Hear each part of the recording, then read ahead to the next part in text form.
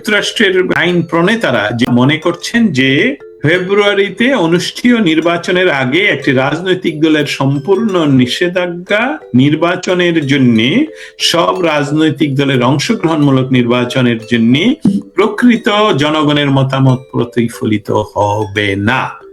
এটা সুস্পষ্টভাবে বলা। এখন ডক্টর ইউনূস যে জোর করে নির্বাচন করে ফেলেন, সেটা এই নির্বাচন গ্রহণযোগ্য নয়। ডক্টর ইউনূস যেহেতু আমেরিকান বেবি, আমেরিকার দ্বারা উনি ক্ষমতায় বসেছেন, সতে তাকে সেই কথা শুনতে হবে। এটাই আমার কাছ থেকে, আমার এটাই ধারণা যে এর বাইরে গিয়ে সে নির্বাচন করে ফেললেই সেটা টিকবে বলে আমেরিকাও মনে করে না। মার্কিন যুক্তরাষ্ট্রের প্রতিনিধি পরিষদ এর বিদেশ বিষয়ক কমিটি বর্তমান অসাংবিধানিক সরকার বাংলাদেশে আছে, সেই সরকারের যিনি প্রধান উপদেষ্টা হয়ে বসেছেন ডক্টর মোহাম্মদ ইউনূসকে, তারা একটি চিঠি পাঠিয়েছেন। সেই চিঠিতে তিনি লিখেছেন ডক্টর মোহাম্মদ ইউনূসকে সব দলের সঙ্গে কাজ করে এমন পরিবেশ তৈরি করা যাতে অবাধ, সুষ্ঠু ও অংশগ্রহণমূলক নির্বাচন সম্ভব এবং ব্যালটের মাধ্যমে শান্তিপূর্ণভাবে জনগণের মতামত প্রতিফলিত হয়। একই সঙ্গে রাষ্ট্রীয় প্রতিষ্ঠানের নিরপেক্ষতা, বিশ্বাসযোগ্যতা পুনরুদ্ধারের জন্য সংস্কার প্রয়োজন। আমরা উদ্বিগ্ন যে যদি সরকার রাজনৈতিক দলগুলোর কার্যক্রম স্থগিত রাখে অথবা ত্রুটিপূর্ণ আন্তর্জাতিক অপরাধ ট্রাইব্যুনাল পুনরায় চালু রাখে, তাহলে এসব লক্ষ্য অর্জন সম্ভব নয়। এছাড়া ফেব্রুয়ারিতে প্রকাশিত জাতিসংঘ মানবাধিকার কমিশনারের কার্যালয়ের একটি তথ্যভিত্তিক প্রতিবেদনে বলা হয়েছে 2024 সালের জুলাই আগস্টে বিক্ষোভ চলাকালে আনুমানিক 1400 মানুষ নিহত হয়েছে। এই ঘটনাগুলোর জন্য প্রকৃত জবাবদিহিতা নিশ্চিত করা প্রয়োজন, যাতে প্রতিশোধের চক্র অব্যাহত না থাকে, বাংলাদেশি মূল্যবোধ প্রতিফলন ঘটে। সংগঠনের স্বাধীনতা এবং ব্যক্তিগত অপরাধের জন্য ব্যক্তির দায়, সমষ্টিগত শাস্তির নীতি এই মানবাধিকারের নীতিগুলোর মৌলিক পরিপন্থী। আমরা উদ্বিগ্ন যে নির্দিষ্ট ব্যক্তির বিরুদ্ধে আইনের যথাযথ প্রক্রিয়ায় অভিযোগ বা বিচার না করে একটি সম্পূর্ণ রাজনৈতিক দলের কার্যক্রম স্থগিত করা, এসব নীতি গণতান্ত্রিক নীতির পরিপন্থী। যারা এটা লিখেছেন তারা আরো বলেছেন, আমরা আশা করি আপনার সরকার অথবা নির্বাচিত কোন সরকার এই সিদ্ধান্ত পুনর্বিবেচনা করবে। শেষ পর্যন্ত বাংলাদেশের জনগণের অধিকার রয়েছে একটি অবাধ ও সুষ্ঠু নির্বাচনের মাধ্যমে নির্বাচিত সরকার গঠনের, সেখানে সব রাজনৈতিক দল অংশ নিতে পারবে এবং জনগণের কণ্ঠস্বর প্রতিফলিত হবে। বাংলাদেশ যুক্তরাষ্ট্রের জন্য একটি গুরুত্বপূর্ণ অংশীদার। আমরা দ্বিপাক্ষিক সম্পর্ক ও বাংলাদেশের গণতান্ত্রিক রূপান্তরকে সমর্থন করতে আপনার ও আপনার সরকারের সঙ্গে কাজ করতে প্রস্তুত।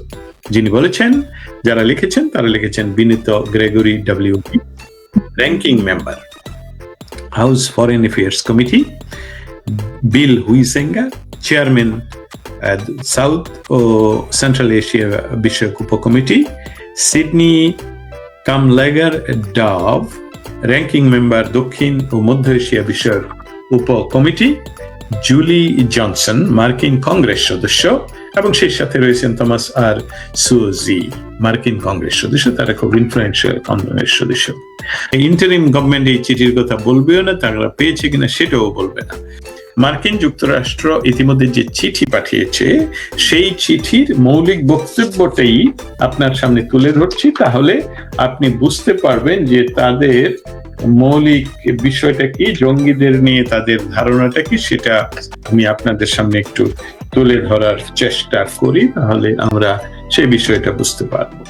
চিঠিতে মূল উদ্বেগ যেটা প্রকাশ করেছেন, সেখানে বলছে ফেব্রুয়ারিতে অনুষ্ঠেয় নির্বাচনের আগে একটি রাজনৈতিক দলের উপর সম্পূর্ণ নিষেধাজ্ঞায় যুক্তরাষ্ট্র উদ্বিগ্ন। যুক্তরাষ্ট্রের কংগ্রেস সদস্যরা বলছেন, নির্বাচনের আগে কোনো রাজনৈতিক দলকে নিষিদ্ধ করা হলে অবাধ ও অংশগ্রহণমূলক নির্বাচন সম্ভব নয়। সব রাজনৈতিক দলের অংশগ্রহণ ছাড়া জনগণের প্রকৃত মতামত প্রতিফলিত হয় না। এ বিষয়ে কোনো সংশয় আছে কি? কোনো সংশয় নেই। দ্বিতীয়ত, মানবাধিকার ও জবাবদিহিতা। চিঠিতে জাতিসংঘের তথ্যর উদ্ধৃতি দিয়ে বলা হয়েছে যে 1400 মানুষ নিরাপত্তা বাহিনীর অভিযানে নিহত হয়েছে বলে ধারণা করা হয়েছে। কংগ্রেস সদস্যরা স্পষ্ট বলে, এই ধরনের ঘটনার জন্য প্রকৃত জবাবদিহিতা না থাকলে গণতান্ত্রিক রূপান্তর বিশ্বাসযোগ্য হয় না। অতএব কারা ঘটিয়েছে, কারা হত্যা করেছে, কেউ কোন অস্ত্র ব্যবহার করেছে, এই সকল বিষয়ে যদি তারা নির্দিষ্টভাবে জবাবদিহিতা না আইনে শুধু আওয়ামী লীগকে বাদ দিয়ে নির্বাচন করা হয়, সেই নির্বাচন টিকবে না বলেই এখানে ইঙ্গিত করা হয়েছে। জঙ্গিদের কথা তো অবশ্যই সেখানে বুঝতে পারছেন আপনি নিশ্চয়ই মোহাম্মদ হাসান। তৃতীয়ত, সমষ্টিগত শাস্তির প্রশ্ন। পুরো একটি রাজনৈতিক দলের কার্যক্রম স্থগিত করা মানবাধিকারের মৌলিক নীতির পরিপন্থী বলে তারা মনে করেন। তাদের বক্তব্য খুব পরিষ্কার, ব্যক্তিগত অপরাধ থাকলে ব্যক্তির বিচার হবে, কিন্তু পুরো দল বা মতাদর্শকে শাস্তি দেওয়া গণতন্ত্রের সঙ্গে যায় না। এটা যারা বলেছেন তাদের নামগুলো আপনাদের সামনে আবার তুলে ধরছি, যাতে করে আপনারা এই নামগুলো নিজেরাও সংরক্ষিত রাখতে পারেন। যারা এই চিঠি লিখেছেন তাদের হলেন গ্রেগরি ডব্লিউ মিক্স, র্যাঙ্কিং সদস্য, House Foreign Affairs Committee; Bill Huizenga, chairman, South ও সেন্ট্রাল এশিয়া বিষয়ক subcommittee; Sydney Kamlager Dove, ranking সদস্য, মার্কিন Congress, South and Central Asia বিষয়ক কমিটি; জুলি জনসন, মার্কিন কংগ্রেস সদস্য, খুবই ইনফ্লুয়েন্সিয়াল সদস্য। আরো আছেন থমাস আর সুওজি, মার্কিন কংগ্রেস সদস্য, তিনিও খুব ইনফ্লুয়েন্সিয়াল কমিটি। এই ছিল মোহাম্মদ হাসান আপনার কথার উত্তরে। মোহাম্মদ হাসানের পর নাসির উদ্দিন সোহাগ বলেছেন, তৃণমূল এক পায়ে দাঁড়িয়ে আছে ভাই, নেত্রী প্রত্যাবর্তনের ডাকের অপেক্ষায়। বাংলাদেশের দেখুন 17 মাস বা 18 মাস বা যে মাস ধরেন, এই মাসগুলোতে বাংলাদেশ আওয়ামী লীগ ক্ষমতায় নেই। যারা গত 17, 15, 16 সারা জীবন বলে আসছে যে বাংলাদেশের রাজনীতি বাংলাদেশ আওয়ামী লীগ তাদের নিজস্ব বলে কুক্ষিগত করে রেখেছে, বঙ্গবন্ধুকে দলীয় ভাবে করে রেখেছে, এসবগুলো যারা বলেছেন তাদের তো সুযোগ ছিল 14, 15, 16 মাসে তাদেরকে প্রমাণ করতে যে 71-এর পক্ষে আমরা, বা 32 নম্বর আমাদের হাতে নিরাপদ, বঙ্গবন্ধু জাতির পিতা, তারা কিছুই করেননি। অতএব আওয়ামী লীগ যে একমাত্র দল যারা বাংলাদেশের স্বাধীনতা সংগ্রামে নেতৃত্ব দিয়েছে এবং একমাত্র দল যারা বাংলাদেশের জন্য মায়া কান্না করেনি, আসলে করে না, বাংলাদেশকে তারা নেতৃত্ব দিয়ে ভালো রাখে, এটা প্রমাণিত। অতএব তৃণমূল এক পর্যায়ে এক পায়ে দাঁড়িয়ে আছে। অবশ্যই আপনারা জানেন পরিস্থিতি কোন দিকে মোড় নিচ্ছে এবং সেই বিষয়ে আমরা সদা সক্রিয়। আপনাদের রাজনৈতিক দল যে আওয়ামী লীগ, সে আপনারা নিজেরাই নিজেদের নেতৃত্বের কাছে এই প্রশ্নগুলো রাখবেন এবং আমার মাধ্যমে আমি আশা করছি আওয়ামী লীগ নেতৃবৃন্দ যারা আমার কথা শুনতে পাচ্ছেন, সেন্ট্রাল কমিটির বা যারা এখন পৃথিবীর বিভিন্ন জায়গায় অবস্থান করছেন, অবশ্যই এই বিষয়ে আপনারা আপনাদের নেতা কর্মীদের সাথে যোগাযোগ করবেন। বাংলাদেশের যে তত্ত্বাবধায়ক সরকার এখন ক্ষমতায়, তত্ত্বাবধায়ক সরকারের কথা বলছি, দুঃখিত আমি, ইন্টারিম গভর্নমেন্ট যে ক্ষমতায়, সে কিন্তু সাংবিধানিক সরকার নয়। বাংলাদেশের সংবিধান যেটা এখন আবার বাংলাদেশের সুপ্রিম কোর্ট যেটা জামাত দ্বারা নিয়ন্ত্রিত, সেই সুপ্রিম কোর্ট আদেশ করেছে তত্ত্বাবধায়ক সরকার ফিরিয়ে আনতে। যদি সেটি আইন হয়ে থাকে তাহলে তো এই ইন্টারিম গভর্নমেন্টের সরাসরি পদত্যাগ করে তাদের হাতে ক্ষমতা দিয়ে নির্বাচন করার জন্য তারা সরে দাঁড়ানো উচিত ছিল, সেটা তারা করেননি। বাংলাদেশের বর্তমান যে রাজনৈতিক অস্থিরতা চলছে, সেই সাথে আপনারা জানেন যে 2024 সনের যে তথাকথিত জুলাই আন্দোলন হয়েছে এবং তার পরিপ্রেক্ষিতে বাংলাদেশের পরিস্থিতি দিনকে দিন প্রতিদিন যে পরিবর্তিত রূপ নিচ্ছে। সবচেয়ে বড় কথা হলো যে একটি রাষ্ট্রীয়ভাবে সমষ্টিগত শাস্তি দেওয়া হচ্ছে বাংলাদেশ আওয়ামী লীগকে সম্পূর্ণভাবে নিষ্ক্রিয় রেখে, সেই সাথে নিষ্ক্রিয় নয়, ঐতিহ্যগতভাবে বাংলাদেশের সবচেয়ে প্রাচীনতম, ভারতীয় উপমহাদেশের সবচেয়ে প্রাচীনতম রাজনৈতিক সংগঠন বাংলাদেশ ছাত্রলীগকে নিষিদ্ধ ঘোষিত করে রেখে শিবির, যে ইসলামী ছাত্র শিবির, যারা বাংলাদেশের জন্মের বিরোধিতা করেছে তথা স্বাধীনতা সংগ্রামের সাথে সময়ে তারা অক্সিলিয়ারি ফোর্স হিসাবে পাকিস্তানি সেনাবাহিনীর সাথে কাজ করেছে, সেই শিবিরকে অবমুক্ত রেখে বা রাজনীতি করার সম্পূর্ণ সরকারের সমস্ত লেভেল থেকে সংযুক্ত করে সহযোগিতা করে বা ঢাকা চট্টগ্রাম,